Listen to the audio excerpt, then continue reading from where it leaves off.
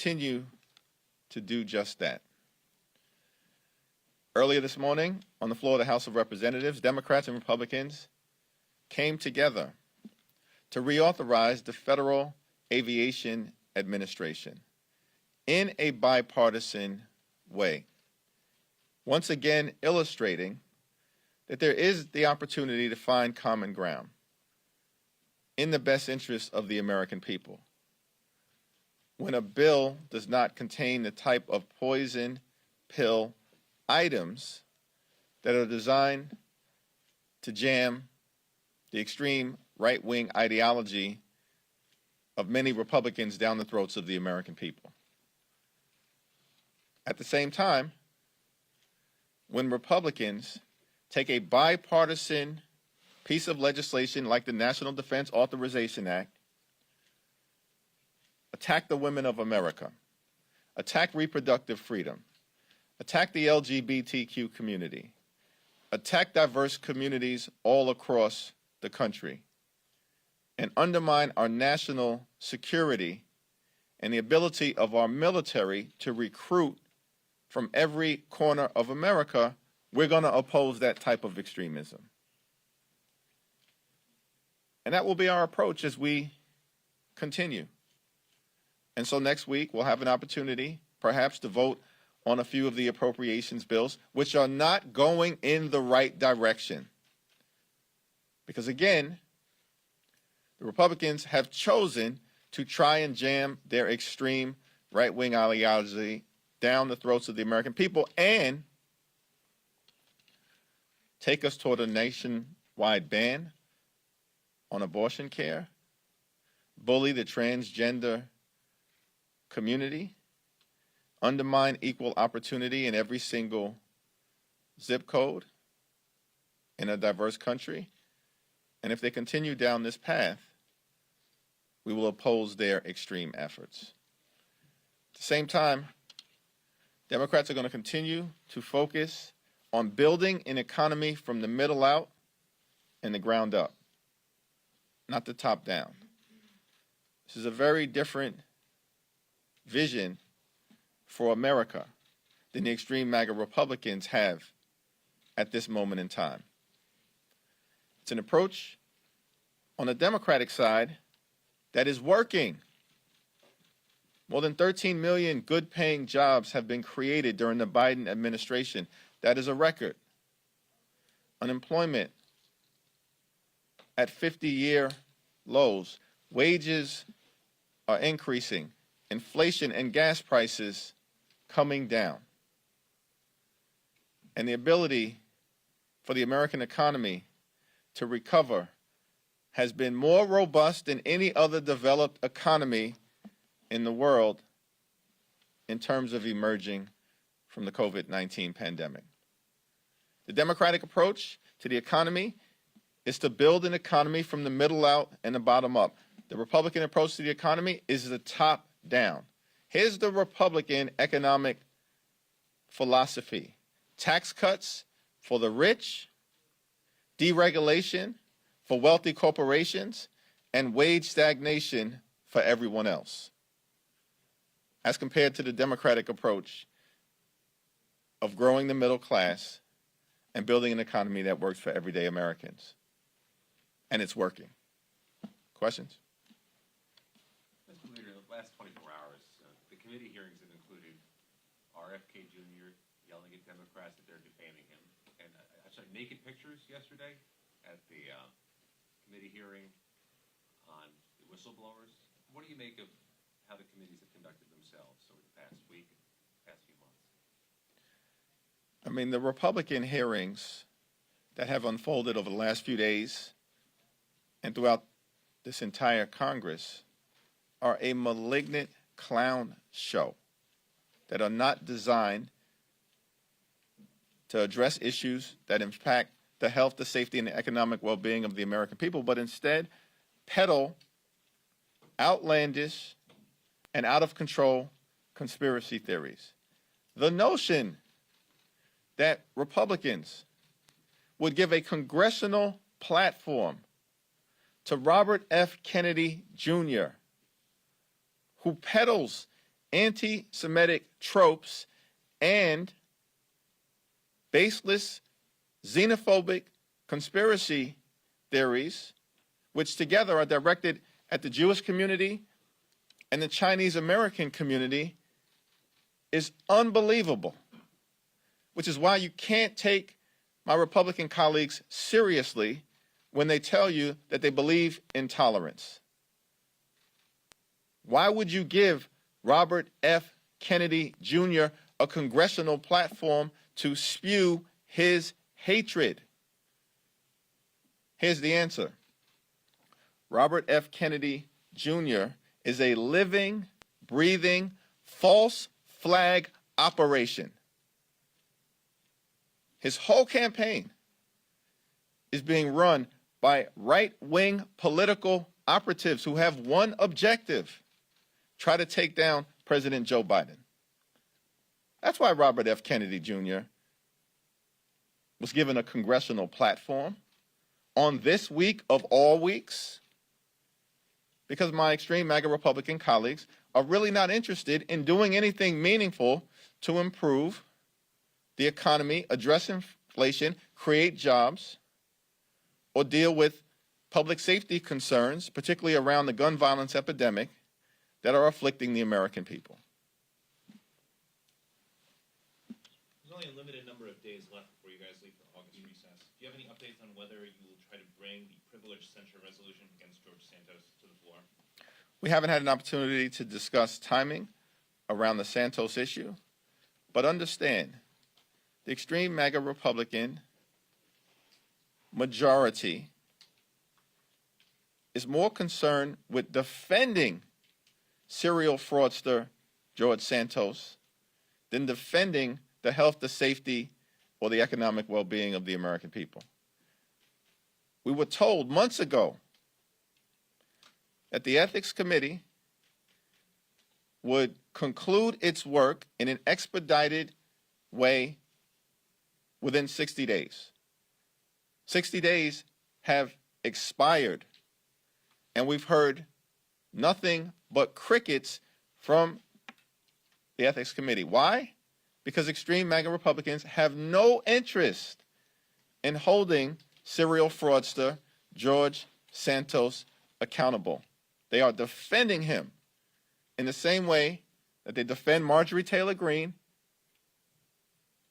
and in the same way that they're defending Robert F. Kennedy Jr. and his wild conspiracy theories. Second row. So there is going to be a hearing next week on UAPs. You know, we heard from some members of Congress today talking about the pushback and the difficulties they've had in getting information related to them. Do you believe that information surrounding UAPs is overclassified and that there should be legislation to address that? Well, the classification issue is one that I think should be undertaken in a bipartisan way. And so I'll leave that effort to the House Intelligence Committee. I've got great confidence in Jim Himes, his thoughtfulness, his approach to both safeguarding national security, but also embracing transparency whenever necessary.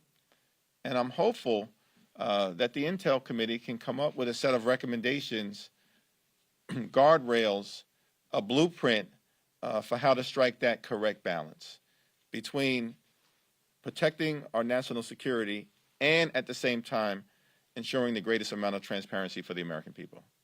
Back to this side. Thank you, Leader Jeffries.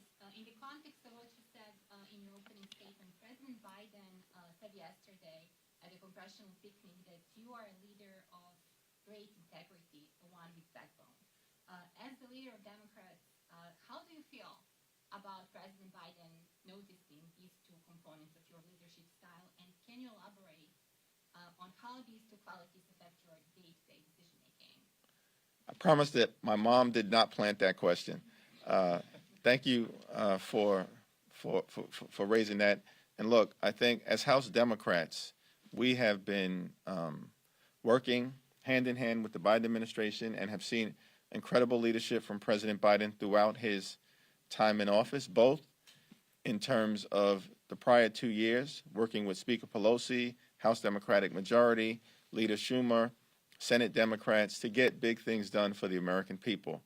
And as we've transitioned into this Congress with a new leadership team and a great job being done by Catherine Clark, our whip, and Pete Aguilar, our caucus chair, we've just tried to continue a close, strong, authentic working relationship with President Joe Biden. I appreciate the kindness of his words, but more importantly, appreciate the leadership that he has provided for the country, and we look forward to continuing to do big things for the American people. Thank you. Thank you, Leader Jeffries.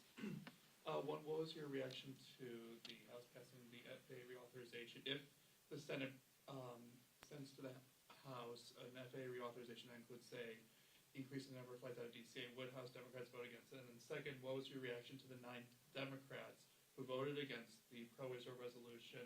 Speaker McCarthy told me yesterday, well, if you look at the 9 Democrats there, they've got a real anti-Semitic problem inside their conference, and it seems to be growing with their leadership doing nothing about it. They allow them to continue to say the things they have, to equate the U.S. military to the Taliban, to say Israel's evil, to say only members' relationship with Israel is all about the Benjamins. Yeah, we are not going to be lectured by extreme MAGA Republicans on anti-Semitism, on racism, on bigotry, and on intolerance. Period. Full stop. Are you kidding me? Let's look at their track record and the fact that they continue to stand behind the hater-in-chief, someone who has unleashed, in terms of the former president, a wave of bigotry and hate crimes, and an effort to turn back the clock that is extraordinary in scope, and yet they continue to bend the knee to Donald Trump. When Donald Trump tells extreme MAGA Republicans in the House to jump, they say how high. Try to accommodate his fantasies. And so we're not going to be lectured by extreme MAGA Republicans about intolerance. We are the party that has done as much as we can to march toward a more perfect union, to make sure that every single community in America feels welcome, inclusive of race and religion and ethnicity and region and educational attainment. And so I think the vote on the Israel resolution speaks for itself in terms of the House Democratic Caucus and its perspective on the special relationship that exists between the United States and Israel. A relationship that is anchored, as President Herzog articulated so well yesterday, in our shared democratic values and our shared strategic interests. And on FAA reauthorization, if the Senate sends back a with respect to FAA reauthorization, the House has spoken. We're waiting for the Senate to speak, and then we'll have to figure out how we can align the two bills in a way that give us the capacity to send legislation to President Joe Biden's desk so he can sign FAA reauthorization back into law. Thank you. Okay, thanks. Speaker McCarthy yesterday made some of his most forceful comments to date on impeaching a member of the Biden administration. This time, Merrick Garland. Previously, it was Mayorkas they seemed to be targeting, and then you had Joe Biden. What do you make of, particularly in light of the hearing yesterday, that Republicans are now setting their sights on possibly impeaching Merrick Garland? You know, every week we hear a new member of the Biden administration that extreme MAGA Republicans are determined to impeach. Why? Because extreme MAGA Republicans have no interest in addressing the issues that are important to the American people. House Republicans have been in the majority now for over 6 months. They have nothing to show for their majority, have done nothing on the economy, nothing on inflation, nothing on job creation, nothing on health care. And in fact, what they've tried to do was to end Social Security and Medicare as we know it. So there's a clear contrast in terms of the Democratic agenda, putting people over politics, fighting for lower costs and better paying jobs and safer communities and reproductive freedom and defending democracy, confronting the gun violence epidemic. and building an economy from the middle out and the ground up. The extreme MAGA Republican majority has nothing to show for their time in office but the peddling of conspiracy theories, facilitating hate against communities all across the country, and figuring out who was going to be at the top of the list of their impeachment fantasies. That's an irresponsible, reckless majority. And the American people will continue to frown upon it. And a little more specifically on the hearing yesterday, do you think that those two whistleblowers in that hearing were credible? I didn't see the hearing. Obviously, the hearing, of course, went off track because the extreme MAGA Republican majority is led by people like Marjorie Taylor Greene and George Santos. It's not a serious group of people. Thank you, Mr. Leader. Now, with regard to the Carly Russell case, the 25-year-old black woman who went missing after she reported spotting a toddler on a major highway and was later found a couple days later, her account of the events is now being called into question. I know that this is an ongoing investigation. You can't comment on that. But whether the investigation corroborates her story or not, the fact is that missing black and brown people, men and women, continue to not receive the same media coverage and support from law enforcement as white Americans. Is this something that's on Congress's radar to remedy? If so, how? And as we know, this is a very important issue for many Americans. It's an incredibly important issue with respect to the specifics of that individual case. As you've indicated, there's an ongoing investigation. I just hope the investigators will follow the facts, apply the law, and present the truth to the American people. In terms of the broader issue of missing black girls, missing black women, missing black children, I actually believe and have had some productive conversations with individuals on the other side of the aisle who also recognize that this is an issue, this is a challenge. This is something that should be addressed and addressed in a bipartisan way. Because empathy for every single community dictates that that is the case. And so I'm optimistic that we can find a path forward to make sure that in any situation, but particularly in those cases where there are communities throughout America who may feel as though they are not receiving equal treatment, that we remedy that. Thank you. Thank you. Thank you, Leader Jeffries. Artificial intelligence is an emerging topic on the Hill. Senator Schumer will be holding the last all senators briefing next week. Came up in some committee hearings on the House side.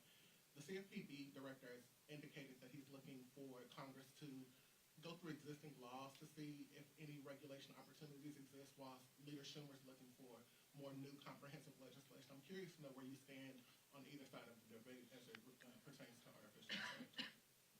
Well, the rise of artificial intelligence certainly presents a unique challenge that should be addressed and addressed in a bipartisan way.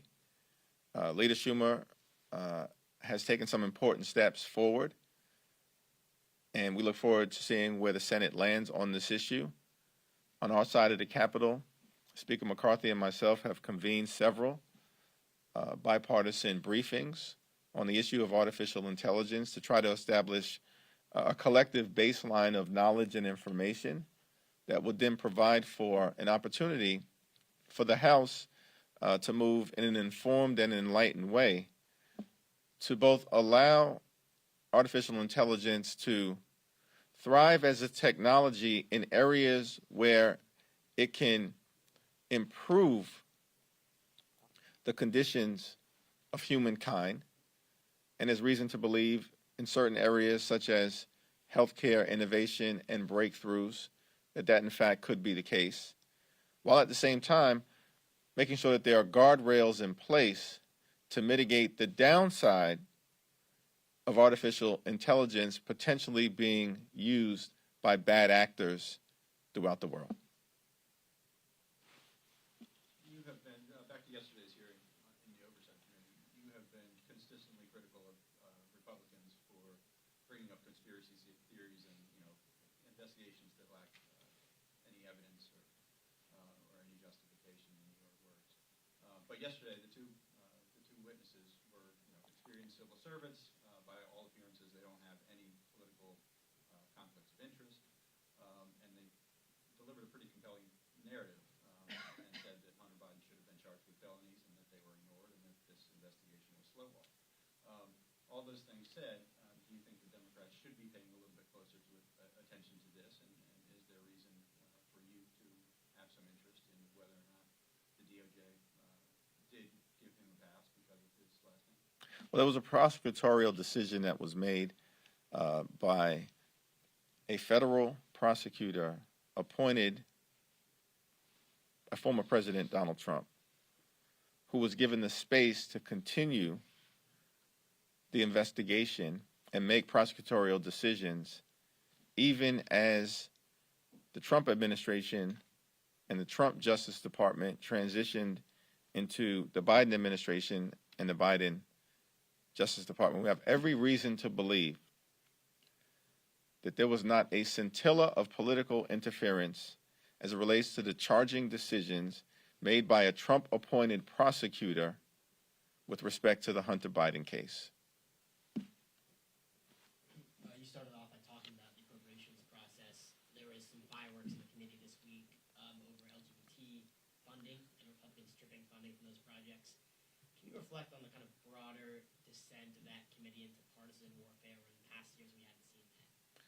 Appropriations Committee has historically been able to work together, not as Democrats or Republicans, but as appropriators, to do what was necessary to fund the government to promote the health, the safety, and the economic well-being of the American people. But the appropriations process is broken. Rosa DeLauro stands ready to work with her Republican counterpart in finding a bipartisan path forward. But the extreme MAGA Republicans have decided they want to march the country toward another dangerous and dysfunctional government shutdown, because the extreme MAGA Republicans have decided that they're either going to be successful in jamming their right-wing ideology down the throats of the American people, including by bullying the LGBTQ plus community and marching toward a nationwide abortion ban, or the country is going to be forced to endure a government shutdown. That is what the brokenness of the appropriations process has made clear over the last several weeks, because this is a Republican majority not interested in doing anything to make life better for everyday Americans. Last question. Or I'm sorry. Last two questions. Leader Jeffries, where do you stand on the Hollywood strikes? The artists, the writer scripts, and the Screen Actors Guild and the Writers Guild walking the line. Well, the creative community is such an important part of the fabric of America, and that includes writers and actors. And it is my hope that the two sides will be able to find common ground in a way that allows for the creative community to continue to flourish in a manner that is fair to the people who create the content, writers and actors, that the American people and folks from throughout the world enjoy. And so you've seen several members of the House Democratic Caucus express solidarity and concern with the writers and with the actors in their struggle for a fair, forward-looking agreement. And I stand with those members, and I stand with the creative community. Following up on the appropriations, when it comes to some of the bills that have come out of this, the committee thus far, particularly when it intersects with things that are important to New York, like Amtrak infrastructure, MTA funding, and so forth, do you have a sense of what the implications would be if these bills were to be enacted? I think Amtrak's running like a 64% cut in their funding under this bill. Well, the Northeastern Corridor within the Amtrak ecosystem is incredibly important, not just to New York, but to Boston and to Philadelphia and to the Mid-Atlantic region, and because the Northeastern Corridor and Amtrak are so critical to these very important states, and these very important states are so critical to the economy, then it's important to make sure that we get it right. Now, we had in the past, through the Infrastructure Investment and Jobs Act, invested a historic amount in making sure that the Amtrak network of transportation throughout the country could continue to thrive in a 21st century environment. And I believe that as Democrats, we remain committed to that continuing to be the case. Thank you, everyone. Thank you.